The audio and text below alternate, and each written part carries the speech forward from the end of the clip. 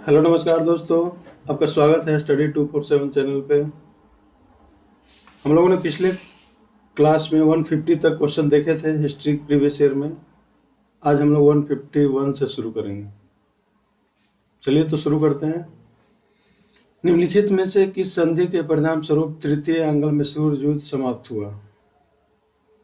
तो तृतीय एंग्लो मैसूर युद्ध श्रीरंगपट्टनम की संधि, पुरंदर की संधि, इलाहाबाद की संधि, सालवाई की संधि। दोस्तों हम जानते हैं कि प्रथम आंग्ल मैसूर युद्ध मद्रास की संधि के साथ खत्म हुआ था, दूसरा मैंगलोर की संधि के साथ और तीसरा श्रीरंगपट्टनम की संधि के साथ। तो इसका आंसर ए होगा। ये इसको हम इस तरीके से भी याद कर सकते हैं, MMS। पहला मद्रास की संधि, दूसरा मैंगलोर की संधि, तीसरा श्रीरंगपट्टनम की संधि। चलिए नेक्स्ट देखते हैं। भारत की स्वतंत्रता से पहले सबसे बड़ा सामंती राज्य कौन था? तो स्वतंत्रता से पहले सबसे बड़ा जो सामंती राज्य था वो था हैदराबाद। ये सबसे बड़ा था। नेक्स्ट, ब्रिटिश द्वारा प्लासी युद्ध किसके नेतृत्व में लड़ा गया था? Robert Clive, Lord Dalhousie, Warren Hastings, James Hartley. तो ब्रिटिश के द्वारा प्लासी का युद्ध लड़ा गया था रॉबर्ट क्लाइव के नेतृत्व में 1757 में। 1757 में लड़ा गया था रॉबर्ट क्लाइव और सिराजुद्दौला के बीच में। नेक्स्ट, भारत के सबसे बड़े महलों में से एक जिसे अम्बा विलास के रूप में भी जाना जाता है और यह वडियार महाराज का निवास भी था, कौन सा है? मैसूर पैलेस, लेह महल, मातांचेरी महल, हम्पी। तो मैसूर भारत के सबसे बड़े महलों में से एक है जिसे अम्बा विलास के रूप में भी जाना जाता है और यह वडियार महाराज का निवास भी था। नेक्स्ट, टीपू सुल्तान का मस्जिद कहाँ पे स्थित है? मैसूर में, बेंगलुरु में, कोलकाता में, दिल्ली में। तो टीपू सुल्तान कहाँ का शासक था? मैसूर का, लेकिन उसका मस्जिद कहाँ स्थित है? कोलकाता में। नेक्स्ट, प्लासी की लड़ाई किस नदी के तट पर हुई थी? भागीरथी, पहले भद्रा, फिर भागीरथी, फिर बियास, फिर ब्रह्मपुत्र। तो प्लासी की लड़ाई लड़ी गई थी भागीरथी के तट पर। कब हुआ था प्लासी की लड़ाई? 1757 में, रॉबर्ट क्लाइव और सिराजुद्दौला के बीच में। BPSC प्री का क्वेश्चन है। स्वतंत्रता समाप्ति से पूर्व भारत का सर्वप्रथम जूट मिल कहाँ स्थापित किया गया था? स्वतंत्रता के पहले भारत में जूट मिल कहाँ पे स्थापित किया गया था? गुजरात, बंगाल, उड़ीसा, महाराष्ट्र। तो स्वतंत्रता से पूर्व भारत में जूट मिल स्थापित किया गया था बंगाल में।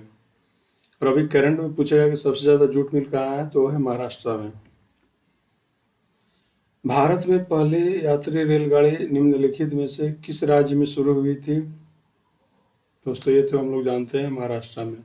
मुंबई से थाने के बीच में पहली बार चली थी यात्री ट्रेन। 34 किलोमीटर 1853 में। उस समय गवर्नर जनरल थे लॉर्ड डलहौजी। नेक्स्ट, कब चली थी? 1853 में। उसमें गवर्नर जनरल कौन थे? लॉर्ड डलहौजी। कितने किलोमीटर चली थी? 34 किलोमीटर, मुंबई से थाने के बीच में। नेक्स्ट, निम्नलिखित में से किसका पहले भारतीय आज़ादी के युद्ध के रूप में वर्णन किया गया था? बंगाल विभाजन का 1905, 1857 के विद्रोह, सविनय अवज्ञा आंदोलन 1930-31, भारत छोड़ो आंदोलन 1922। तो सबसे पहले आज़ादी के युद्ध के रूप में वर्णन किया गया 1857 के विद्रोह को। वीर सावरकर ने सबसे पहले इसको बोला था आज़ादी के युद्ध, 1857। बंगाल विभाजन हुआ था 1905 में। उस समय गवर्नर जनरल कौन थे? Lord Curzon. नेक्स्ट, सिपाही का विद्रोह, सिपोही म्यूटिनी 1897 में शुरू हुआ था। कहाँ से शुरू हुआ था ये शुरू हुआ था मेरठ से। नेक्स्ट, ब्रिटिश से लड़ते हुए रानी लक्ष्मीबाई का देहांत कहाँ पर हुआ था? वाराणसी में, ग्वालियर में, मोरारी में, झांसी में। तो ब्रिटिश से लड़ते हुए रानी लक्ष्मीबाई का देहांत हुआ था ग्वालियर में। खूब लड़ी मर्दानी, वो तो झांसी वाली रानी थी। नेक्स्ट, सिपाही बगावत कहाँ से शुरू हुआ था?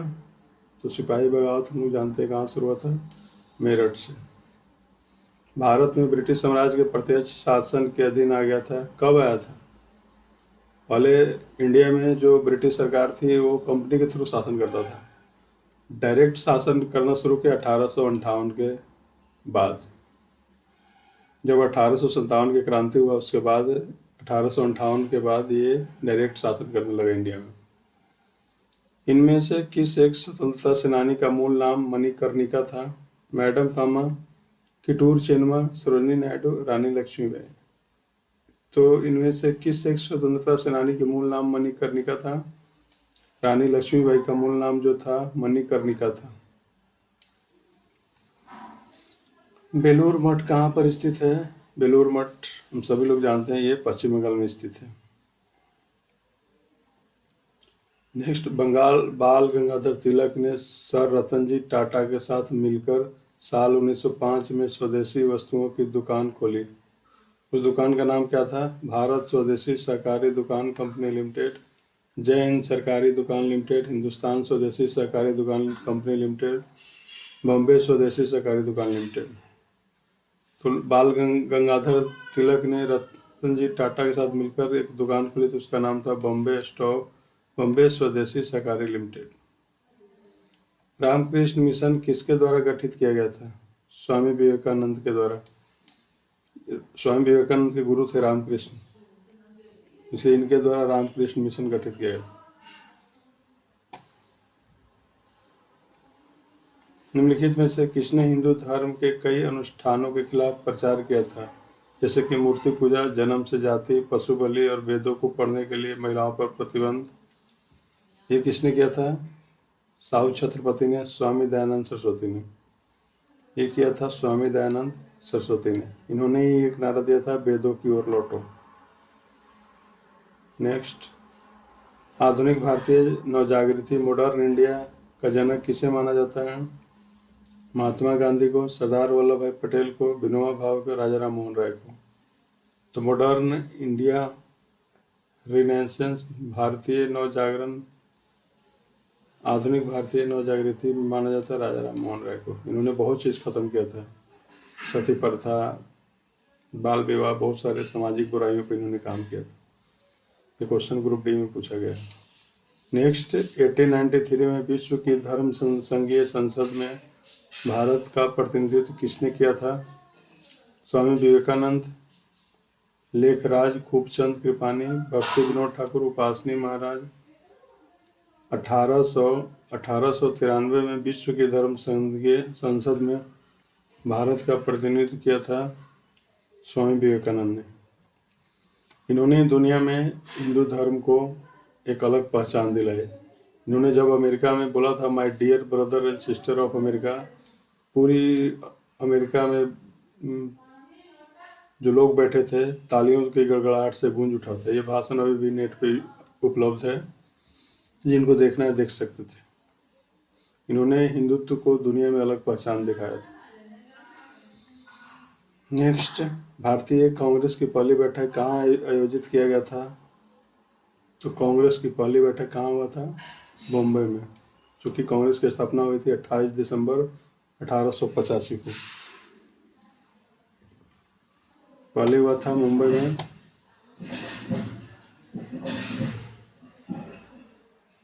नेक्स्ट, ब्राह्मण समाज के संस्थापक कौन थे? राजा राम मोहन राय, दयानंद सरस्वती, महात्मा गांधी, लोकमान्य तिलक। तो ब्रह्म समाज के संस्थापक थे राजा राम मोहन राय। 1939 में इंडियन नेशनल कांग्रेस छोड़ने के बाद सुभाष चंद्र बोस ने किसका गठन किया था? उन्होंने फॉरवर्ड ब्लॉक की स्थापना किया था। इंडियन नेशनल कांग्रेस छोड़ने के बाद उन्होंने फॉरवर्ड ब्लॉक का स्थापना किया था। भारतीय राष्ट्रीय कांग्रेस के प्रथम मुस्लिम अध्यक्ष कौन थे? रहमतुल्लाह सैनी, नवाब शहीद बहादुर, बदरुद्दीन तैयब जी। तो भारतीय राष्ट्रीय कांग्रेस के प्रथम मुस्लिम अध्यक्ष बदरुद्दीन तैयब जी। स्वतंत्रता काल अवधि के दौरान कांग्रेस के अध्यक्ष कौन थे? जवाहरलाल नेहरू, अब्दुल कलाम आजाद, पटाभी सिद्धारमैया, जेवी कृपलानी। जब स्वतंत्रता मिल रहा था उस समय कांग्रेस के अध्यक्ष थे जेवी कृपलानी। काफी इंपॉर्टेंट क्वेश्चन है, बहुत बार एग्जाम में पूछा जा चुका है ये। वर्ष 1885 में भारतीय राष्ट्रीय कांग्रेस के गठन के दौरान गवर्नर कौन थे? जो भारतीय राष्ट्रीय कांग्रेस का गठन हो रहा था उसने उस समय गवर्नर कौन थे? Lord Dufferin.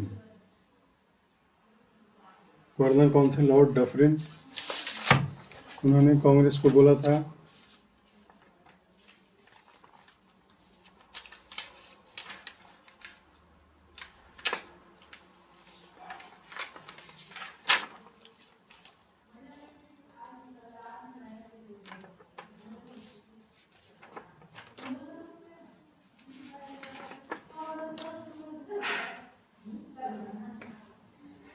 उन्होंने कांग्रेस को बोला था कि कांग्रेस केवल सूक्ष्मदर्शी अल्पसंख्यक को प्रतिनिधित्व करता है। मजाक उड़ाए थे लोग। करजन ने बोला था कांग्रेस अपने पतन की ओर लड़खड़ाती हुई जा रही है। और अरविंद घोष ने बोला था कांग्रेस क्षय रोग से मरने ही वाली है। बंकिम चंद्र चटर्जी ने कांग्रेस के लोगों को पदों के भूखे राजनीतिक बोले थे। तो जब स्थापना हुआ था लोग कुछ न कुछ बोलते हैं, इनमें एक डफरिन भी था जिन्होंने कुछ बोला था। रेलवे एनटीपीसी में पूछा गया क्वेश्चन। स्वतंत्र भारत में भारतीय राष्ट्रीय कांग्रेस की पहली महिला अध्यक्ष कौन थी? स्वतंत्र भारत में मतलब आज़ादी के बाद जो पहली महिला थी इंदिरा गांधी थी। और आज़ादी से पहले एनी बेसेंट बनी थी। भारतीय में सरोजनी नायडू 1917 में बनी थी एनी बेसेंट। जस्ट 8 साल बाद 25 में बनी थी सरोजनी नायडू। स्वतंत्रता पूर्व भारत में भारतीय राष्ट्रीय कांग्रेस की पहली महिला अध्यक्ष कौन थी? तो उस समय थी एनी बेसेंट, महिला अध्यक्ष एनी बेसेंट। अब भारतीय पूछेगा तो सरोजनी नायडू 1925 में। 1885 में भारतीय राष्ट्रीय कांग्रेस की स्थापना किसके द्वारा की गई थी? ए.ओ. ह्यूम के द्वारा 1885 में किया गया था। बम्बई में 28 दिसंबर 1885 को किया गया था। भारतीय राष्ट्रीय कांग्रेस के पहले अध्यक्ष कौन थे? पहले अध्यक्ष थे व्योमेश चंद्र बनर्जी। दूसरे थे दादा भाई नौरोजी। तीसरे थे बदरुद्दीन तैयब जी। स्वदेशी आंदोलन की औपचारिक घोषणा कब की गई थी? 15 दिसंबर 1905 को, 7 अगस्त 1905 को। स्वदेशी आंदोलन की औपचारिक घोषणा 7 अगस्त 1905 को की गई थी। भारतीय राष्ट्रीय कांग्रेस का गठन किस वर्ष किया गया था? 1885 को। बंगाल 1905 में बंगाल के विभाजन का आदेश किसके द्वारा दिया गया था? 1905 में बंगाल के विभाजन का आदेश लॉर्ड कर्जन के द्वारा दिया गया था। जुलाई 1905 में बंगाल के विभाजन का आदेश किसके द्वारा दिया गया था? लॉर्ड कर्जन के द्वारा। बीपीएससी में पूछा गया क्वेश्चन है। नई दिल्ली को देश की राजधानी कब बनाई गई थी? नई दिल्ली को देश की राजधानी बनाई थी 1911 में। उसके पहले देश की राजधानी कोलकाता थी। ऑल इंडिया मुस्लिम लीग की स्थापना कब हुई थी? 1906 में, बंगाल विभाजन के बाद। किंग जॉर्ज पंचम द्वारा क्वीन मैरी की यात्रा की याद में सन 1911 में भारत का कौन सा लोकप्रिय पर्यटन स्थल बनाया गया था? India Gate, Gateway of India, Prince of Wales Museum, Victoria Terminus. तो किंग जॉर्ज पंचम तथा क्वीन मैरी की यात्रा की याद में 1911 में भारत में बनाया गया था गेटवे ऑफ इंडिया। भारत की राजधानी को किस शहर से दिल्ली लाया गया था?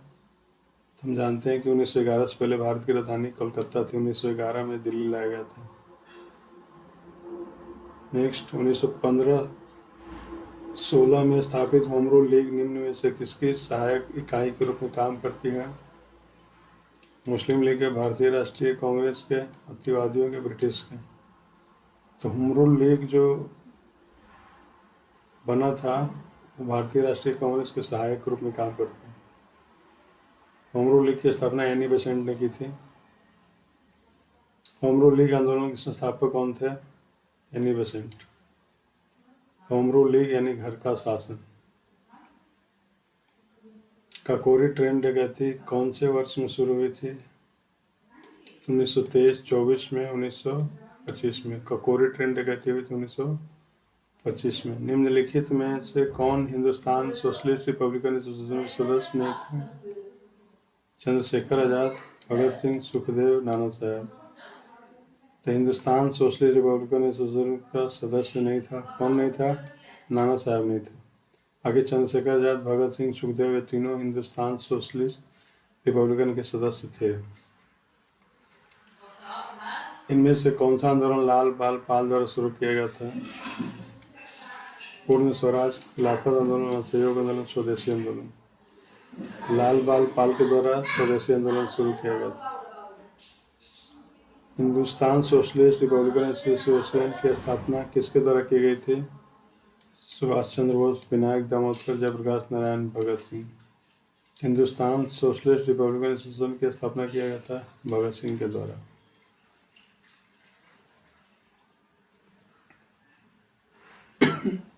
सॉरी। असेंबली बम कांड में भगत सिंह के साथ कौन मुख्य आरोपी था? राम प्रसाद बिस्मिल्ला, अशफाक उल्ला खां, सूर्य सेन, बटुकेश्वर दत्त। तो असेंबली बम कांड में भगत सिंह के साथ जो मुख्य आरोपी था वो कौन था? बटुकेश्वर दत्त। वह औरत कौन है जिसने स्वतंत्रता के लिए लड़ने के लिए भारतीय महिलाओं को जागृति में एक महत्वपूर्ण भूमिका निभाई और उसे भारत की कोकिला के नाम से जाना जाता है? भारत कोकिला के नाम से सरोजिनी नायडू को जाना जाता है। निम्नलिखित में से किसने स्वतंत्रता आंदोलन के एक अंश के रूप में चट्टगांव सहस्त्रगार छापा में भाग लिया था? गणेश जोशी, कल्पना चावला, अनंत वेडेकर, प्रतीलता वाडेकर। तो ये महिला थी जिसने भाग लिया था चट्टगांव में। निम्नलिखित में से एक व्यक्ति ब्रिटिश द्वारा फांसी पर चढ़ाया गया स्वतंत्रता संग्राम का अधिकारी नहीं है? भगत सिंह है, राजगुरु है, सुखदेव है, चंद्रशेखर आजाद। फांसी राजगुरु भगत सिंह और सुखदेव को दिया गया था। चंद्रशेखर आजाद ने खुद को अपने आप को गोली मार लिया था, तो इसे फांसी नहीं दिया गया था, ये खुद ही गोली मार लिया। भारतीय स्वतंत्रता संग्राम में सहायता है तो निम्नलिखित में से कौन से संगठन की स्थापना भारत के बाहर नहीं की गई थी? इंडिया हाउस, गदर पार्टी, हिंदुस्तान समाजिक पार्टी, बर्लिन समिति। तो इसकी में किसके स्थापना नहीं की गई थी? हिंदुस्तान समाजवादी गदर संस्था की स्थापना भारत के बाहर नहीं की गई थी। इंडिया हाउस लंदन में है, गदर पार्टी की स्थापना बाहर में की, बर्लिन में की गई, बर्लिन समिति की स्थापना बर्लिन में की गई। तो इसमें एक हिंदुस्तान सामाजिक गणतंत्र पार्टी है जिसकी स्थापना भारत से बाहर नहीं की गई थी। निम्नलिखित में से वह कौन भारतीय था जिसे ब्रिटिशों ने स्वतंत्रता संग्राम में शामिल होने के कारण 18 वर्ष की आयु में ही फांसी दे दी थी? खुदीराम बोस सबसे कम उम्र में फांसी पर चढ़ने वाले बंदा था। खुदीराम बोस जो 18 वर्ष की उम्र में फांसी पर चढ़ गया था।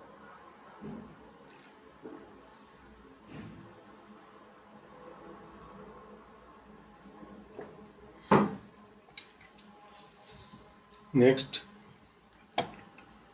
भगत सिंह और उसके साथियों ने किसका बदला लेने के लिए ब्रिटिश अधिकारी जॉन सॉर्ट्स की हत्या कर दी थी? राम प्रसाद बिस्मिल्ला की मौत, चौरी चौरी घटना की मौत, लाला लाजपत राय की मौत, जलियांवाला बाग नरसंहार।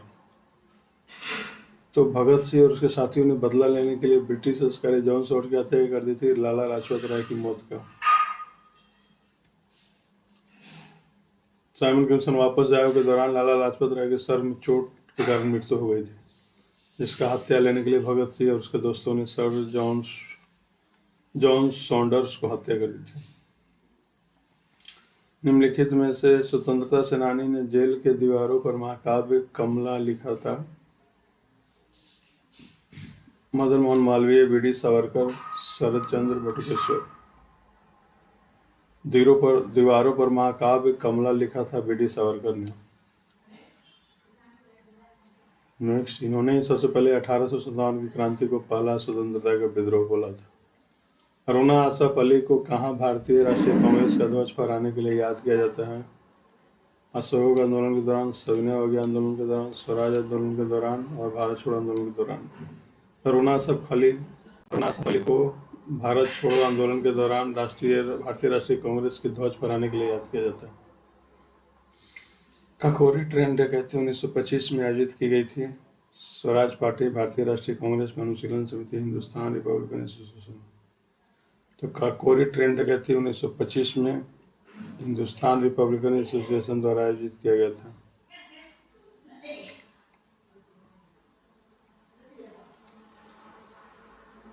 स्वतंत्रता सेनानी भगत सिंह को किस वर्ष में फांसी दी गई थी? 1930 में, 1931 में, 1932 में, 1933 में। तो भगत सिंह को फांसी दी गई थी 1931 में। किस क्रांतिकारी ने खुद से मौत को गले लगा लिया था? हम जानते हैं कि रास बिहारी बोस, खुदीराम बोस, भगत सिंह, तीनों को फांसी हुई थी और चंद्रशेखर आजाद ने खुद को मार लिया था गोली। लाला लाजपत राय का निवास स्थान कौन सा है? उत्तर प्रदेश, आंध्र प्रदेश, पंजाब, पश्चिम बंगाल। लाला लाजपत राय का निवास स्थान कहाँ है? पंजाब। बिपिन चंद्र पाल सहित 3 लोकप्रिय स्वतंत्रता सेनानी लाल बाल पाल के रूप में जाने जाते हैं। उनमें से अन्य 2 कौन हैं? लाल बाल पाल, बाल गंगाधर तिलक, लाला लाजपत राय। बाल गंगाधर तिलक, लाला लाजपत राय, 2 हैं ये। बिपिन चंद्र पाल, बाल गंगाधर तिलक, लाला लाजपत राय, ये तीनों लाल बाल पाल के नाम से जाने जाते थे। यूपीएससी में पूछा गया क्वेश्चन है। इस भारतीय स्वतंत्रता सेनानी ने 1907 में जर्मनी के स्टुटगार्ड में सप्तऋषि नामक झंडा लहराया था। तो जर्मनी के स्टुटगार्ड में जो झंडा लहराया था उनका नाम है मैडम कामा। इन्होंने सबसे पहले 1907 में जर्मनी में झंडा लहराया था। भगत सिंह तथा राजगुरु सुखदेव को किसकी हत्या के आरोप में फांसी की सजा हुई थी? जेपी सॉन्ड्स, इन्हीं की हत्या के आरोप में फांसी की सजा हुई थी। रॉलेट एक्ट को किस वर्ष पारित किया गया है? 1919, 1921, 1923, 1916। रॉलेट एक्ट को पारित किया गया था 1919 में। इसी को बिना अपील बिना दलील का कानून कहते हैं। अभिनव भारत समाज की स्थापना किसके द्वारा की गई थी? जवाहरलाल नेहरू, विनायक सावरकर, महात्मा गांधी, भगत सिंह। अभिनव भारत समाज की स्थापना की गई थी विनायक सावरकर के द्वारा। बीपीएससी में पूछा गया क्वेश्चन है। जालियांवाला बाग नरसंहार का बदला लेने के लिए लंदन में जनरल ओ डायर को किसने मारा था? तो जालियांवाला बाग की बदला लेने के लिए लंदन में जाकर मारा था सरदार उधम सिंह ने जनरल ओ डायर को। रॉलेट एक्ट किस वर्ष पारित हुआ? रॉलेट एक्ट 1919 में। जालियांवाला बाग हत्याकांड का आदेश किसने दिया था? कर्नल रेजिनाल्ड ओ डायर ने दिया था। जालियांवाला बाग नरसंहार किस वर्ष घटित हुआ था? 13 अप्रैल 1919 को जालियांवाला बाग नरसंहार घटित हुआ था। निम्नलिखित में से कौन सा स्वराज पार्टी के संस्थापकों में से एक थे? मोतीलाल नेहरू, ये थे स्वराज पार्टी के संस्थापकों में से एक। किस त्योहार के दिन जालियांवाला बाग हत्याकांड हुआ था? बैसाखी, गुरु नानक जयंती, दीपावली, होली। तो बैसाखी के दिन जालियांवाला बाग हत्याकांड हुआ था।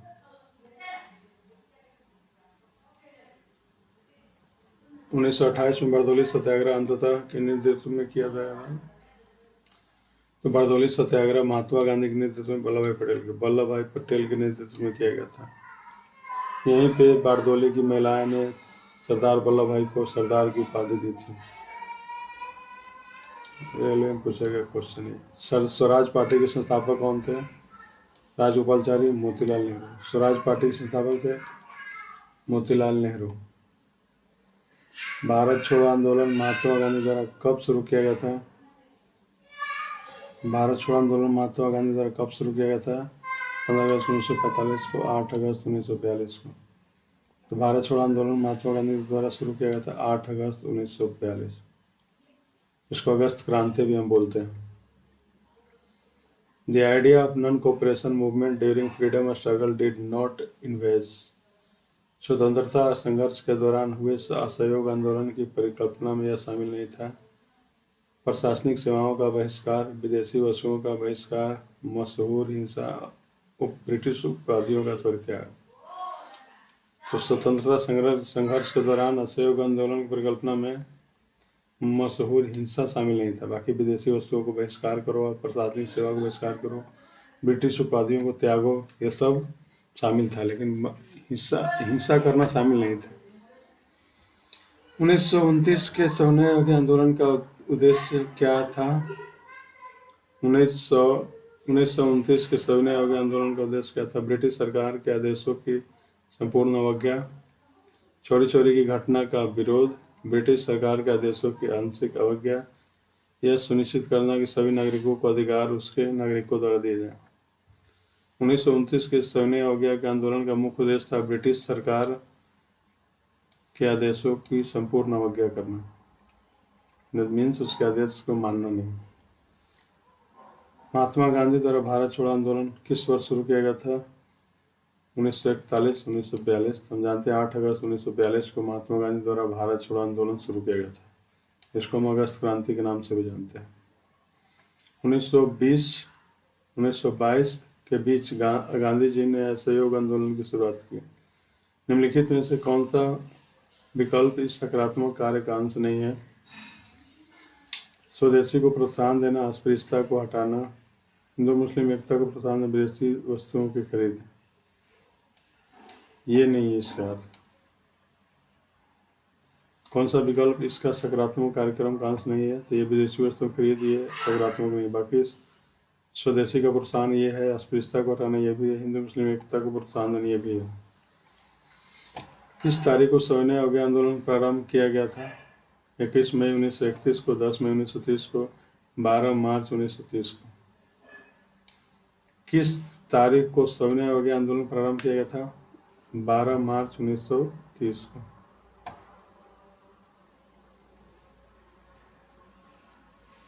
उन्नीस सौ 30 में सविनय अवज्ञा आंदोलन के प्रथम चरण के तहत नमक सत्याग्रह की महात्मा गांधी के नेतृत्व में मैराथन मार्च यात्रा किस स्थान से शुरुआत हुई थी? साबरमती, दांडी, बॉम्बे, दिल्ली। तो 1930 में सविनय अवज्ञा आंदोलन के प्रथम चरण के तहत नमक सत्याग्रह का शुरुआत हुआ था साबरमती आश्रम से। नेक्स्ट, भारत में महात्मा गांधी का पहला सफल सत्याग्रह कौन सा था? तो ये तो हम लोग जानते हैं कि महात्मा गांधी का पहला सफल सत्याग्रह था चंपारण, 1917। महात्मा गांधी दक्षिण अफ्रीका से वापस आए थे 9 जनवरी 1915 को। 9 जनवरी को NRI डे के रूप में मनाते हैं, और उसके आए थे उसके 2 साल बाद उन्होंने चंपारण में पहला आंदोलन किया था 1917 में।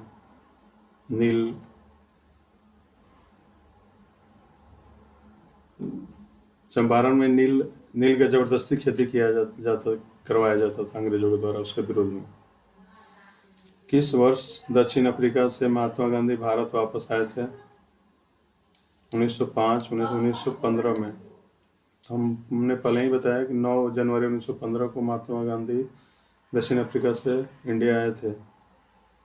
9 जनवरी को NRI डे के रूप में हम मनाते हैं। NRI डे नन प्रवासी भारतीय दिवस, प्रवासी भारतीय दिवस के रूप में मनाते हैं। महात्मा गांधी कौन से व्यक्ति को अपना राजनीतिक गुरु या उपदेशक मानते थे? गोपाल कृष्ण गोखले को। महात्मा गांधी के राजनीतिक गुरु थे गोपाल कृष्ण गोखले। दूसरा भारतीय गोलमेज सम्मेलन कब शुरू हुआ था? नवंबर 1930 में, 1931 में, सितंबर 1931 में, नवंबर 1932 में। तो दूसरा भारतीय गोलमेज सम्मेलन कब शुरू हुआ था? सितंबर 1931 में। पहला हुआ था 1930 में, दूसरा 1931 में, तीसरा 1932 में। साइमन आयोग का गठन 1927 में बहिष्कार क्यों किया गया? महात्मा गांधी की गिरफ्तारी के विरोध करने हेतु। क्योंकि आयोग में कोई भारतीय मूल का सदस्य नहीं था। आयोग में सर जॉन साइमन को शामिल करने किए जाने के विरोध में। जालियांवाला बाग जनसंहार का विरोध करने हेतु। तो साइमन आयोग का 1927 में बहिष्कार क्यों किया गया था? क्योंकि आयोग में कोई भारतीय मूल का सदस्य नहीं था, इसलिए इसका विरोध किया गया था। NTPC में पूछा गया क्वेश्चन है। खुदाई के रोजगार आंदोलन का संस्थापक था उसने 1947 में दृढ़ता से भारत और पाकिस्तान के विभाजन का विरोध किया था। महात्मा गांधी, मोहम्मद अली जिन्ना, खान अब्दुल गफ्फार का। खुदाई खिदमतगार आंदोलन का संस्थापक था खान अब्दुल गफ्फार खान, जिसने 1947 के भारत पाकिस्तान के विभाजन का विरोध किया था। किस वर्ष में पुनः समझौता पर हस्ताक्षर किए गए थे? 1924, 1926, 1930, 1932। तो 1932 में पुनः समझौता हस्ताक्षर किया गया था।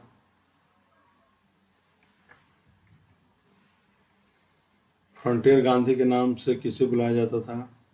महात्मा गांधी को, खान अब्दुल गफ्फार खान को। तो फ्रंटियर गांधी के रूप में बुलाया जाता था खान अब्दुल गफ्फार खान को। किस व्यक्ति को बादशाह खान के नाम से जाना जाता था? मोहम्मद अली जिन्ना, अब्दुल कलाम आज़ाद, खान अब्दुल गफ्फार खान।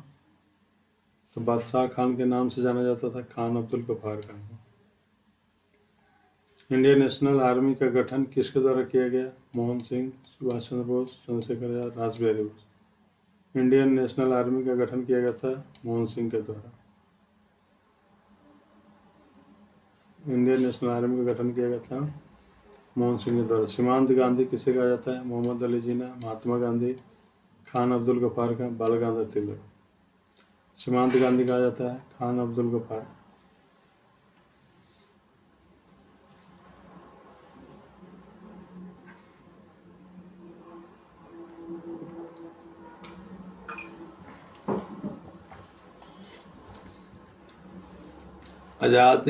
आज़ाद हिंद फौज, इंडियन नेशनल आर्मी का गठन हुआ था, कब हुआ था? 1942 में।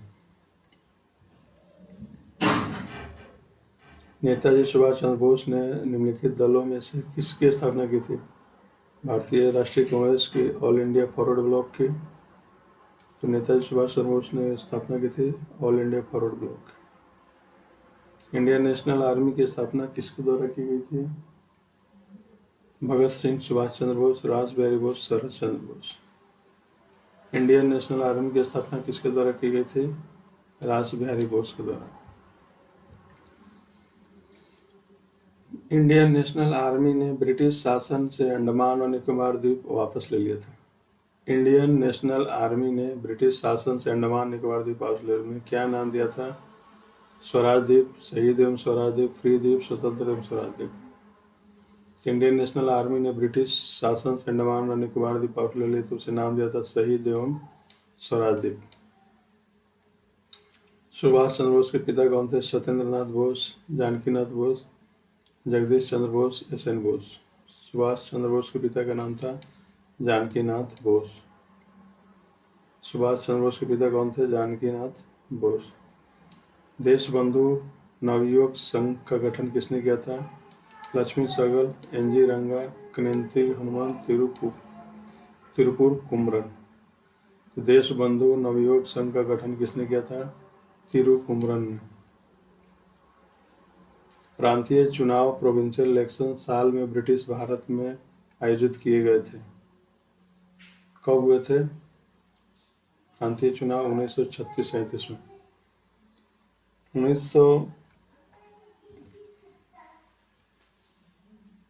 1928 में गठित इंडिपेंडेंस फॉर इंडिया लीग के अध्यक्ष कौन थे? रास बिहारी बोस, जवाहरलाल नेहरू, श्रीनिवास आयोग, सुभाष चंद्र बोस। तो 1928 में गठित Indian independence for India league के अध्यक्ष कौन थे? श्रीनिवास अयंगर। भारत के बंटवारे की घोषणा किस तारीख को की गई थी? 15 अगस्त 1947, 3 जून 1947 को। तो भारत के बंटवारे की घोषणा की गई थी 3 जून 1947 को। एनटीपीसी में पूछा गया क्वेश्चन है। प्रांतीय स्वायत्तता द्वारा प्रदान की गई थी। भारत सरकार अधिनियम 1935 के द्वारा प्रांतीय स्वायत्तता, हर प्रांत को अपना स्वतंत्रता दिया हुआ था। आप अपने लेवल पे जो करना आप प्रांत के लिए कर सकते हैं। ब्रिटिश सरकार भारत को कब स्वतंत्रता देने के लिए सहमत हुई थी? 1944, 1945, 1946, 1947 में। तो भारत को स्वतंत्रता देने के लिए तैयार हुआ था 1946 में। नेक्स्ट, 15 अगस्त 1947 को भारत को आज़ादी मिली। आज़ादी के वक्त क्या समय था? सुबह, मध्य, शाम, आधी रात, दोपहर। लोग जानते हैं कि आज़ादी के समय जो टाइम था आधी रात था। 12 बजे रात को आज़ादी के समय इंडिया को आज़ादी मिली थी। चलिए दोस्तों, तो हमने 100 क्वेश्चन देखे। बाकी के बचे हुए क्वेश्चन नेक्स्ट क्लास में देखेंगे। Thank you and good night.